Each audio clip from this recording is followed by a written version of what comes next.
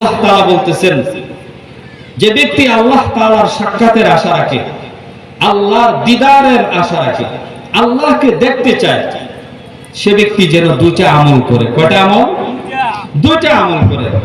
এক নম্বর হলো নেক আমল করবে, দুই নম্বর হলো আমলের সাথে কোনো শরীক করতে পারবে না, অংশীদার স্থাপন করতে পারবে না। আর আল্লাহর দিদার যদি পেতে চায়, সে যে কোনো শ্রেণীর মানুষ হোক, আলেম হোক, আলেম ছাড়া হোক, আল্লাহর দিদার পেতে গেলে, আমলের মাধ্যমে আল্লাহকে পাইতে গেলে আমল তাই একমাত্র মাধ্যম, তার জন্য উচ্চ ডিগ্রি অর্জন করার প্রয়োজন নেই। আল্লাহ বলেন, فَمَنْ كَانَ يَرْجُو لِقَاءَ رَبِّهِ فَلْيَعْمَلْ عَمَلًا صَالِحًا।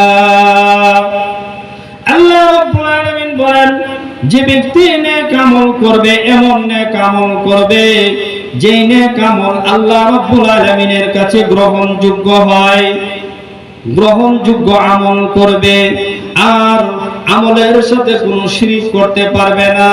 বান্দারে, এই দুই আমল যদি তুমি করো, আমি আল্লাহ রাব্বুল আলামিনের দিদার তোমার নসিব হয়ে যাবে।